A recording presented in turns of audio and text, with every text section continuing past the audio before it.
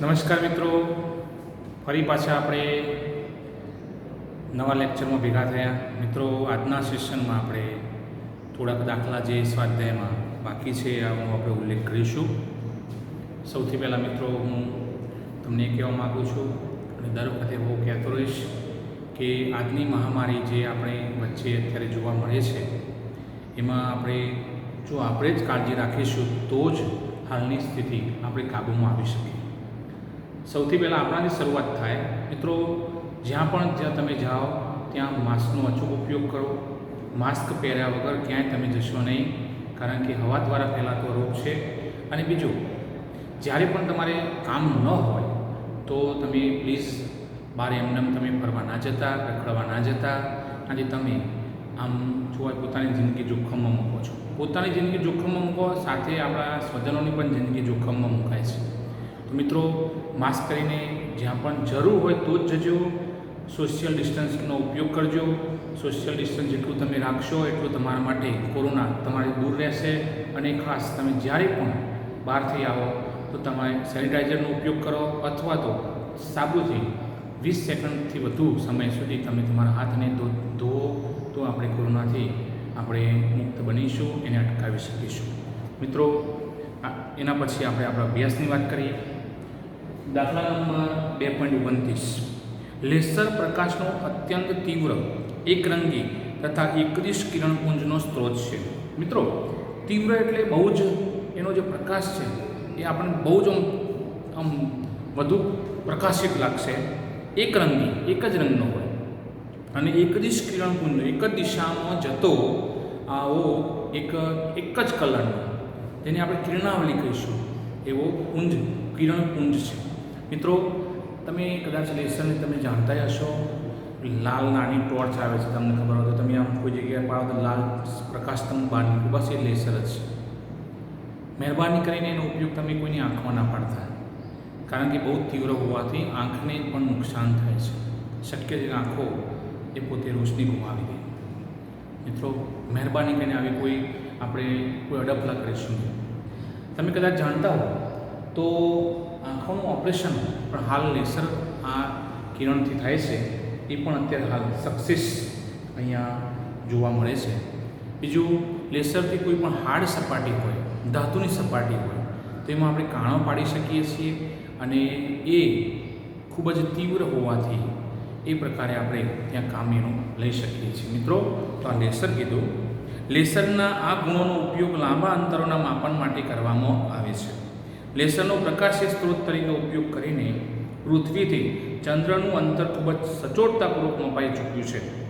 Laser પ્રકાશીય પુંજ ચંદ્રની સપાટીથી પરાવર્તન પામી 2.56 સેકન્ડમાં પાછો આવે છે. પૃથ્વીની ફરતે ચંદ્રની કક્ષા લ્યુનર ઓર્બિટની ત્રિજ્યા કેટલી હશે? તો ચંદ્ર પરથી પરાવર્તિત તથા પ્રકાશને લાગતો સમય કેપિટલ T બરાબર 2.56 સેકન્ડ. મિત્રો, યાદ રાખજો, આ વાત આપણે હાલ જેમ કરું છું એ વાત આપણે ગુરુત્વાકર્ષણના પ્રકરણમાં આપણે જોવાની છે. મિત્રો, જેટલું આ દાખલા ચોક છે મારી પાસે, હવે એને હવામાં ઊંચે ઉછાળું તો મારા હાથમાંથી જેટલો સમય એને ઉપર જવા થાય, હવે જો અહીંયાથી નીચે આવે. કેમ નીચે આવ્યો? ત્યાં એનો વેગ શૂન્ય બની ગયો. જ્યારે પદાર્થનો વેગ શૂન્ય બને એની દિશા બદલાય. અહીંયા આમ ઉપર જતો તો એ વખતનો સમયગાળો, એ વખતે આપણું બળ કામ કરતું હતું. અહીંયા પહોંચ્યો પછી ત્યાં વેગ એનું શૂન્ય બની ગયું, એટલે હવે એની દિશા બદલાઈ ગઈ. હવે નીચે આવવાની વાત થશે. કયા બળની અસર હેઠળ? ગુરુત્વાકર્ષણ બળની અસર હેઠળ. તો જેટલો સમય ઉપર જવા લે છે એટલો જ સમય નીચે આવવા થશે. કુલ સમય ચંદ્ર ઉપર આપણે પ્રકાશ અહીંથી ફેંકીએ, ધારો કે અહીંથી હું જ્યાં ઊભો છું ત્યાં ચંદ્ર ઉપર હું પ્રકાશ ફેંકું, તો અહીંથી પ્રકાશ જ્યારે ઉપર જાય, ચંદ્રની સપાટી પર અથડાઈને પાછો આવે, એટલે મારા જ્યાંથી નીકળ્યો ત્યાં પાછો આવી ગયો. સમય કેટલો થયો? 2.56 સેકન્ડ. જેટલો સમય અહીંથી ત્યાં પહોંચવા થાય એટલો સમય ત્યાંથી નીચે આવવા માટેને લાગે છે. માટે આપણે જો અહીંથી ત્યાં જતો હોય તો આપણે કહીશું ચંદ્રની સપાટી પર પ્રકાશને પહોંચતા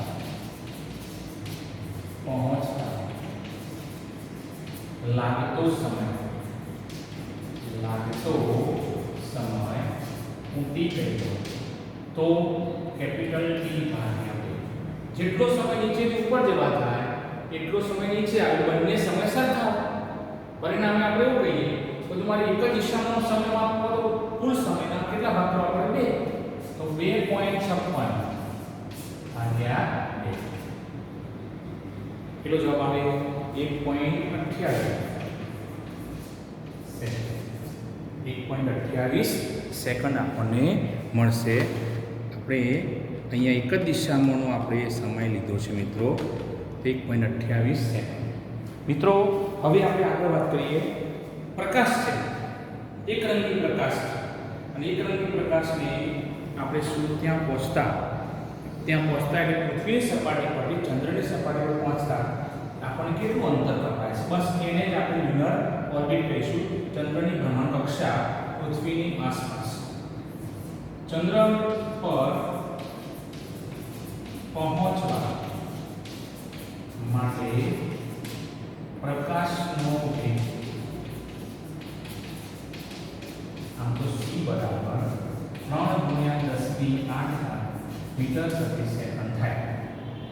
હવે આપણી પાસે સૂત્ર છે વેગ બરાબર અંતર ભાગ્યા સમય. આના ઉપરથી ચલો અંતર શોધવું છે. પૃથ્વીની સપાટી પરથી ચંદ્રની સપાટી સુધીનું અંતર કેટલું છે? અને ચંદ્ર ગોળ ગોળ ફરે છે પૃથ્વીની આજુબાજુ, તો એ વાસ્તવમાં શું ત્રિજ્યા થઈ જશે? તો વેગ ગુણ્યા સમય. ચલો વેગ કેટલું છે? c. સમય કેટલો છે? t. તો બરાબર c નું મૂલ્ય મૂકી દઈએ 3 × 10⁸ ગુણ્યા t એટલે 1.28. આપણી પાસે કેલ્ક્યુલેટર છે. ગુણ્યા 3 તો જવાબ મિત્રો 3.84 ગુણ્યા 10⁸ મીટર. આને આપણે કેપિટલ ડી કહીશું, જે ચંદ્રની પૃથ્વીની આસપાસ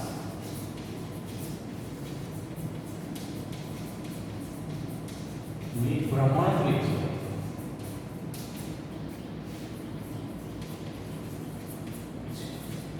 તો અહીં બેઠા આપણે ચંદ્રની ત્રિજ્યા, જેને ભ્રમણ ત્રિજ્યા કહીશું, કક્ષાની ત્રિજ્યા કહીશું, એ આપણે શોધી શક્યા. અને એ ચોક્કસ પરફેક્ટ મૂલ્ય છે. અને મારે કિલોમીટર ફેરવો શું કરીશું? પેલી જે ઘાત છે એમાંથી 3 ઘાત આપણે લઈ લઈએ. 3.84 ગુણ્યા 10⁵ કિલોમીટર થાય. ચલો ખ્યાલ આવી ગયો. તો આપણને અહીંયા બેઠા આપણે આ ચંદ્રની સપાટી પરથી જે પ્રકાશ પરાવર્તિત થયો એના મૂલ્ય ઉપરથી આપણે એની ઓર્બિટ જે કક્ષા છે કહીએ એની ત્રિજ્યા આપણે શોધી શક્યા. ચલો મિત્રો એના પછીનો આપણે એક્ઝામ્પલ જોઈએ. 2.30 પાણીની નીચે રહેલી વસ્તુઓને શોધવા માટે તેમજ તેમના સ્થાન નક્કી કરવા માટે સોનાર, આખું નામ છે સાઉન્ડ નેવિગેશન એન્ડ રેંગિંગ, માં અલ્ટ્રાસોનિક તરંગોનો ઉપયોગ થાય છે. એક સબમરીન સોનારથી સુસજ્જ છે. આપણે પેલી પાણીમાં જે સબમરીન કહીએ એના ઉપર એક સોનાર નામનું આપણે ત્યાં યંત્ર મૂક્યું છે અને એનો ઉપયોગ આપણે બતાવ્યો છે, જે અલ્ટ્રાસોનિક તરંગોનો ઉપયોગ કરી અને આપણને રિઝલ્ટ આપે છે. જેના દ્વારા ઉત્પન્ન થતા સંશોધક તરંગ એટલે પ્રોબ વેવ અને દુશ્મન સબમરીન પરથી પરાવર્તિત તેના પ્રતિધ્વનિની પ્રાપ્તિ વચ્ચેનો સમય વિલંબ 77 સેકન્ડ છે. મિત્રો પેલામાં ચંદ્રમાં અહીંથી પૃથ્વી પર એક પ્રકાશ નીકળ્યો, ત્યાં થઈને પાછો આવ્યો, એ પરાવર્તિત સમય જે કેપિટલ ટી કીધો હતો એવો એ કેપિટલ ટી સમય કેટલો છે? 77.0 એટલે 77 સેકન્ડ છે. તો સબમરીન શત્રુની સબમરીન કેટલી દૂર હશે અંતર શોધવાનું છે. પાણીમાં ધ્વનિની ઝડપ 1450 મીટર પ્રતિ સેકન્ડ. બહુ ઓછી છે, માધ્યમ ઘટ થયું. પેલામાં 3 × 10⁸ હતી, 10⁸. જ્યારે અહીંયા 1450 મીટર પ્રતિ સેકન્ડ છે મિત્રો. તો આપણે કદાચ આ ઉદાહરણને સારી રીતે સમજવું હોય તો આપણી વચ્ચે એક પિક્ચર પણ છે, ધ ગાજી એટેક. ધ ગાજી પિક્ચર જોજો તમે. આપણું સબમરીન અને દુશ્મન પાકિસ્તાનનું સબમરીન તદ્દન સામે આવી જાય છે. આપણે સંરક્ષણાત્મક ક્ષેત્રમાં આપણે હતા અને એ આપણા પર એટેક કરી શકે એવી સ્થિતિમાં હતી. અને એ વખતે શું સ્થિતિ થાય છે, એ વખતે રડારની, સોનારની આપણને તે વાત કરે છે. સામાન્ય હલચલ એ દરિયામાં જ્યારે સામે દુશ્મનની સબમરીન દ્વારા થતી હોય તો અંદર બેઠેલા આપણા જે સૈનિકો છે એમના તમે હાવભાવ જોજો, એ ત્યાં તમે એ લોકો તમને આ સોનાર તંત્રની ખૂબ જ સચોટ આપણને જે કાર્યપ્રણાલી છે બતાવે છે. અને છેલ્લે આપણે એ દુશ્મન સબમરીનને આપણે તોડી નાખીએ છીએ અને આપણો વિજય. મિત્રો, આ સત્ય હકીકત છે, એની વાત આપણે અત્યારે નથી કરતા, પણ સત્ય હકીકતમાંથી આપણે સોનાર તંત્રની જે અહીંયા વાત કરી છે એનો આપણે અહીંયા એક્ઝામ્પલ ગણવાનો ઉપયોગ કરીશું. તો મિત્રો, અહીંયા સોનાર તંત્ર માટે કહીશું પરાવર્તિત ધ્વનિનો કુલ સમય t બરાબર આપણને કીધું છે 77 સેકન્ડ. શું કીધું છે મિત્રો? 77 સેકન્ડ. તો હવે આપણે એવું કહેવું છે તો પછી દુશ્મન સબમરીન સુધી પહોંચતા લાગતો સમય કેટલો? તો આપણે કહીશું ધ્વનિ દુશ્મન શું થયું? અહીંથી સોનાર તંત્ર દ્વારા અલ્ટ્રાસોનિક ધ્વનિ મોકલ્યો, ત્યાંથી પરાવર્તિત થઈને પાછો આવ્યો. કેટલો સમય? 77. એનામાં કેવું હતું? અહીંથી પ્રકાશ ઉપર ગયો, ત્યાંથી અથડાઈને પાછો આવ્યો. સમજ પડે છે ને? હવે તો અહીંથી આમ ગયું ધ્વનિ તરંગ, ત્યાંથી અથડાઈને પાછો આવ્યો આટલો. તો હવે આપણે એક જ દિશામાં ગયું છે. ધ્વનિની દુશ્મન સબમરીન સુધી પહોંચતા લાગતો સમય સ્મોલ t કેપિટલ T/2 77/2 કેટલો છે? 38.5 તો સેકન્ડમાં છે. દુશ્મન સબમરીન ભલે ગમે એટલું અંતર લીધું હોય, કિલોમીટર, આપણે જોઈએ એટલો જવાબ આવી શકે. આપણે કહીશું ધ્વનિની ઝડપ v બરાબર. પહેલા આપણે c લીધું, અહીંયા શું લેવાનું થશે? v લેવાનું થશે અને v નું મૂલ્ય આપણને આપ્યું છે 1450 મીટર પ્રતિ સેકન્ડ.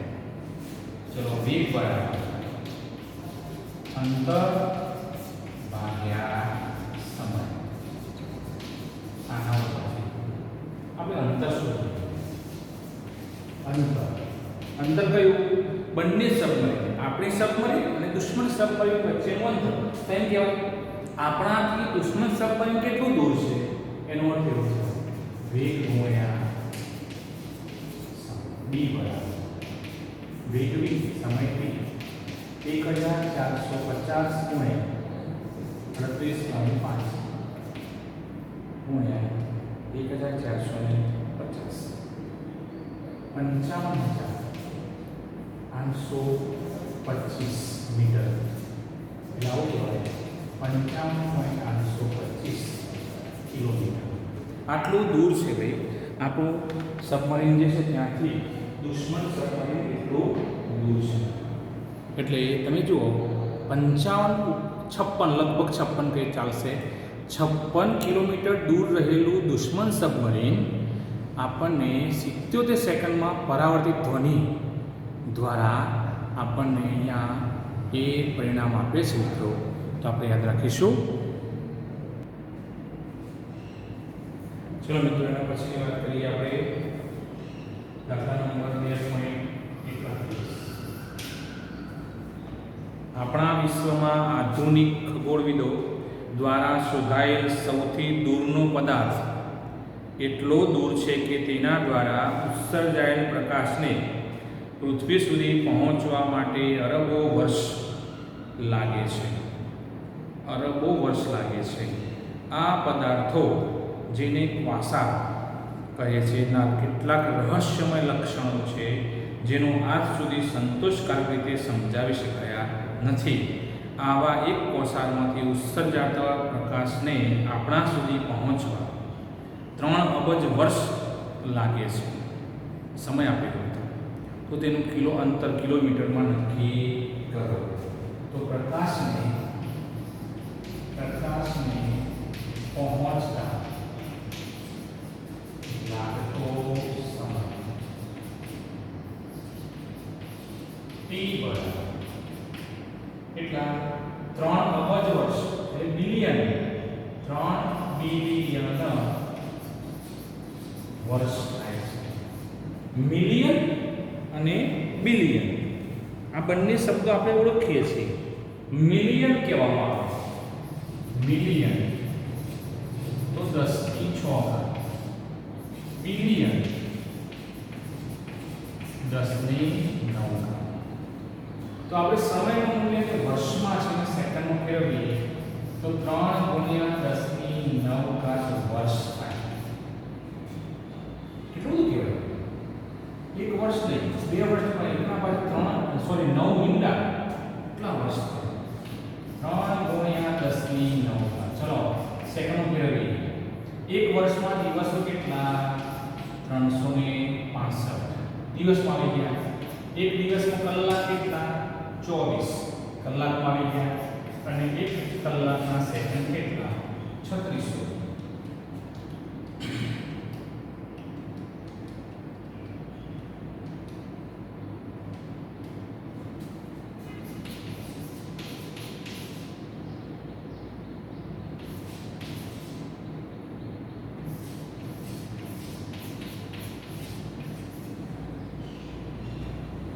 ચલો 1 2 3 4 5 6 7 9.46 કરવા જાઉં છું તો 10⁹ × 10⁻⁷ એટલે 9.46 × 10⁻16 મીટર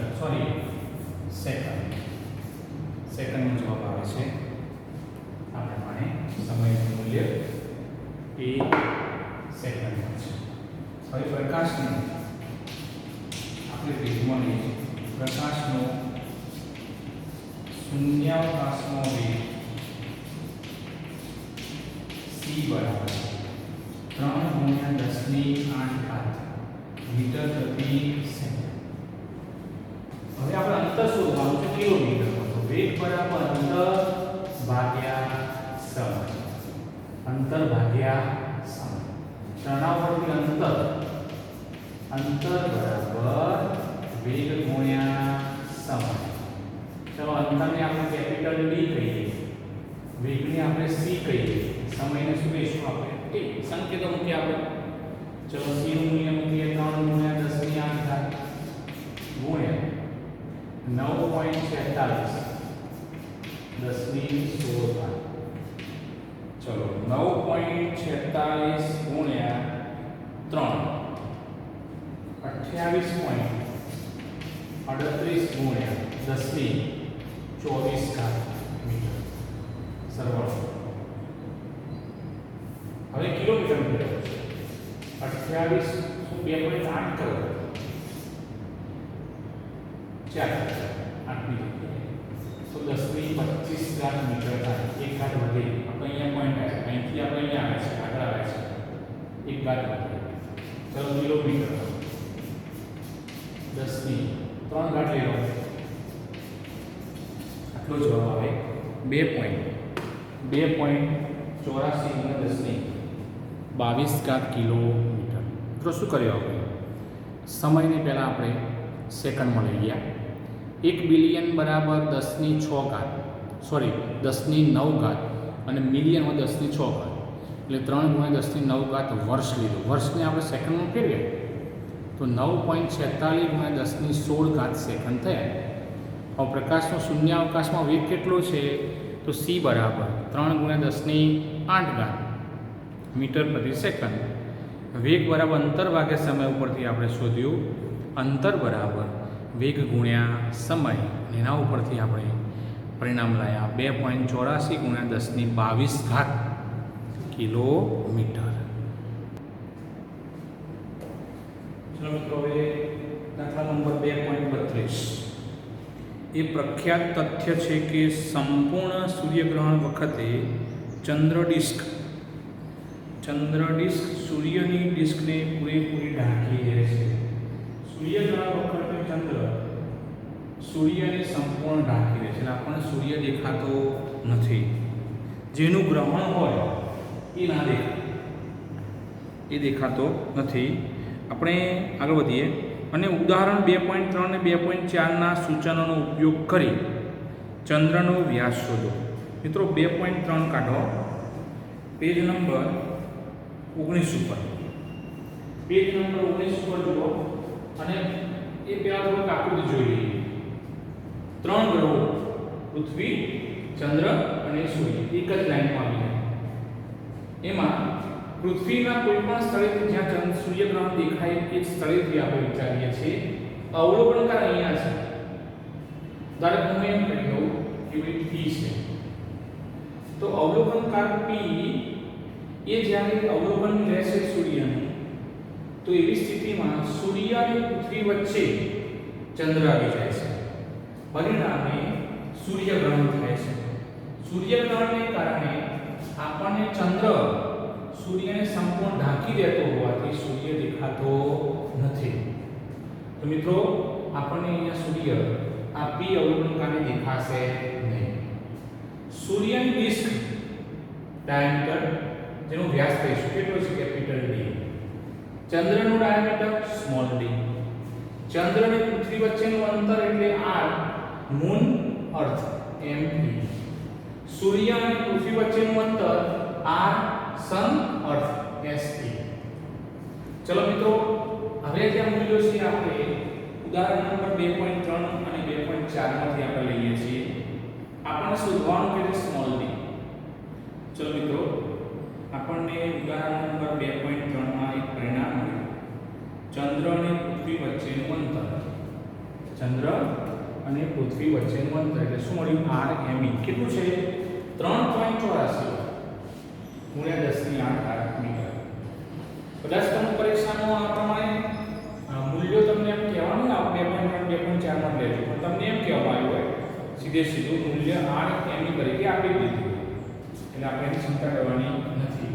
બીજું ઉદાહરણ નંબર 2.4 જુઓ.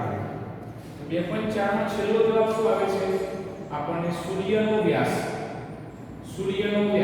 અહીંયા કેપિટલ D લીધો છે, રકમમાં સ્મોલ d લીધો છે, અને એ વખતે મૂલ્ય કેટલું છે, 1.39 મીટર. મિત્રો, એક બીજું અંક આપણા મૂલ્ય છે. શરૂઆતથી આપણે કહેતા આવ્યા છે પૃથ્વી અને સૂર્ય વચ્ચેના સરેરાશ અંતરને એસ્ટ્રોનોમિકલ યુનિટ કહેવાય. 1 AU આ 1 AU છે 1.494 લખશો, સોરી 1.49 લખશો તો પણ ચાલશે. 1.49 માં 10⁻11 મીટર. તો શોધવાનું છે શું, આપણે ચંદ્રનો વ્યાસ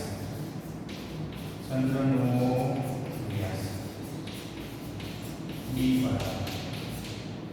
મિત્રો, કોરોનામાં બહાર જવાનું નથી અને છતાં આપણે બહુ જ મોટું કામ આપી દીધું છે, અને મોટા કામમાં આપણે વિચારીએ કે ચંદ્રનો વ્યાસ શોધવાનો છે બેઠા.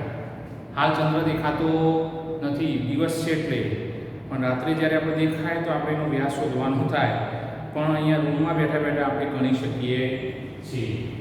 મિત્રો, થોડીક વાત અહીંયા જુઓ. પૃથ્વી પરથી જ્યારે અવલોકનકાર બંનેનું અવલોકન કરે છે ત્યારે એને ફક્ત ચંદ્ર, જે ચંદ્રની નજીક આપણે પૃથ્વી છે અત્યારે હાલ, તો ચંદ્રને કારણે સૂર્ય દેખાતો નથી. એનો મતલબ દ્રષ્ટિ સ્થાન બેસું થઈ ગયું, દૂર થઈ ગયું, એની તદ્દન પાછળ આવી ગયું. હવે હું પરિકર લઉં તો પરિકરનો અણુબળ બગાડ્યું, તો હું ચાપ લઉં તો એ સૂર્ય તરફ જાય તો સૂર્યનો વ્યાસ મળે. એનું જ પરિકર લઉં ચંદ્ર માટે લઉં, ચંદ્રનો વ્યાસ મળે. મિત્રો, ત્રિજ્યા બદલાય છે. અહીં ત્રિજ્યા થશે ચંદ્ર માટે, અહીં ત્રિજ્યા થશે. હવે આપણે યાદ કરો, ગ્રહ કે તારાનું પરિમાણ શોધવા માટે કોણીય વ્યાસ કોણીય વ્યાસ આલ્ફા બરાબર 4 ભાગ્યા ત્રિજ્યા. ચલો સૂર્યમાંથી હું આલ્ફા 1 બોલું છું અથવા આલ્ફા એસ સન. તો ચલો એમાં ચાપ કરીશું. જોઈએ સૂર્યમાં કેવું ચંદ્રની ભૂલી જાય મોટું પરિકર લાયા આપણે અને ચાપ મારીએ તો કેપિટલ ડી. ત્રિજ્યા કઈ હશે? R S E. ચંદ્ર માટે આલ્ફા એમ. ચંદ્ર માટે વિચારીએ તો વ્યાસ કયો થશે? સોરી, ચાપ કયો થશે? સ્મોલ ડી અને ત્રિજ્યા આર એમ ઈ.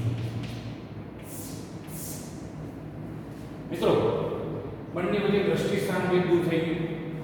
બંને એક જ સીધી લાઈનમાં આવી ગયા છે.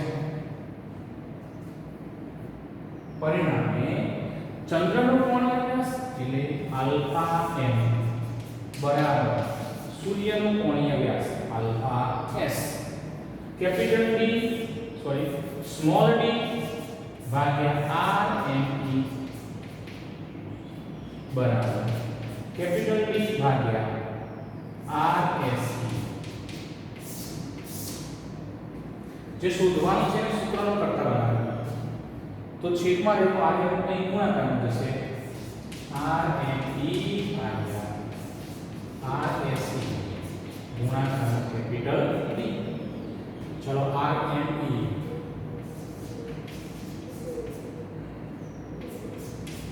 દસની આર એસ ઈ 1.494 ગુણ્યા 10ની 11 કેપિટલ ડી 1.39 ગુણ્યા 10ની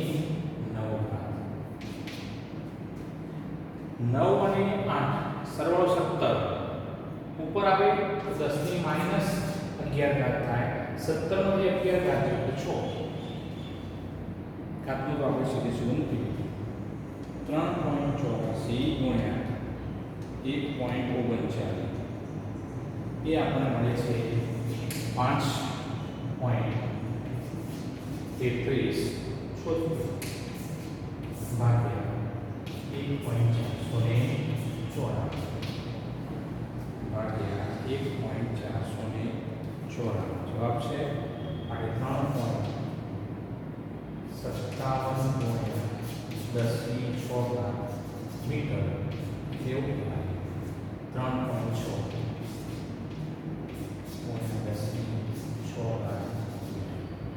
એ આપણને ચંદ્રનો વ્યાસ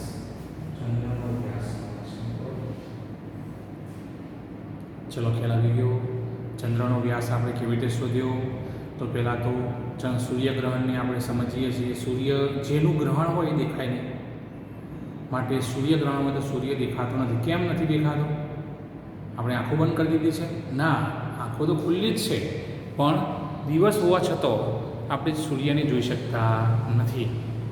હમણાં જ સૂર્યગ્રહણ આપણે જોયું તે વખતે સૂર્ય અને પૃથ્વી વચ્ચે ચંદ્ર આવી ગયો.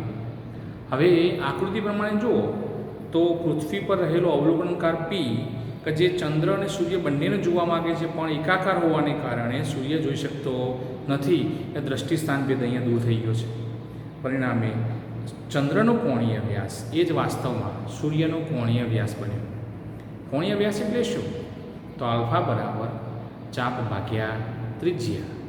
અને એ વખતે સૂર્ય માટે આલ્ફા એસ શોધ્યો ડી ભાગ્યા આર એસ ઈ. ચંદ્ર માટે આલ્ફા એમ બરાબર D upon small D upon R M E. આ બંનેના કોણીય વ્યાસ સમાન છે, માટે સરખાવી દઈએ. છેલ્લે સ્મોલ ડી શોધીએ તો સ્મોલ ડીનું મૂલ્ય આપણને છેલ્લે 3.6 ગુણ્યા 10ની 6 ઘાત મીટર. મિત્રો આને કિલોમીટરમાં ફેરવીએ તો 3.6 ગુણ્યા 10ની 3 ઘાત કિલોમીટર, 3600 લગભગ 3600 કિલોમીટર જેટલું આપણને ચંદ્રના વ્યાસનું મૂલ્ય મળે છે. ચલો બોલો, અહીંયા આપણને ખ્યાલ આવી ગયો મિત્રો. તો આપણે આજનું કામ અહીં અટકાવીએ છીએ. ફરીથી આપણે કહી દઈએ, વિકટ પરિસ્થિતિ જ્યારે આપણી વચ્ચે છે ત્યારે ખૂબ જ કાળજી રાખીશું. બહાર જઈશું ત્યારે માસ્કનો અચૂક ઉપયોગ કરીએ, સોશિયલ ડિસ્ટન્સ રાખીએ અને જો બહારથી તમે ઘરમાં અંદર આવો તો તમારે સેનિટાઈઝરનો ઉપયોગ કરવાનો છે અથવા તો સાબુનો પણ ઉપયોગ કરીશું અને એ પ્રમાણે કોરોનાને આપણે અટકાવવાનો આપણે પ્રયત્ન ત્યાં થવો જોઈએ. કોરોનાની વેક્સિન શોધાઈ નથી ત્યાં સુધી આપણે આવી સાવચેતીઓ રાખીશું તો આપણે કોરોનાને અટકાવવામાં ઘણો જ ફાળો આપણે આપી શકીશું. મિત્રો, આપણું જીવ, આપણા કુટુંબીજનોનો જીવ એ બહુ જ કિંમતી છે. એક સામાન્ય થોડીક ભૂલના કારણે જીવ જોખમમાં મૂકવો એ મૂર્ખામી ભણવું જ ભર્યું છે. મિત્રો, ઘરે બેસીને આપણે આપણું કામ કરીશું. કંઈ કામ હોય તો જ આપણે બહાર જવાનું અને એ પણ ખૂબ જ સાવચેતીઓ સાથે જવાનું છે. ત્યાં સુધી આપણે કોરોનાને અટકાવવાનો આ પ્રકારના પ્રયત્નોથી આપણે કોરોનાને અટકાવી શકીશું. જય ભારત, જય હિન્દ.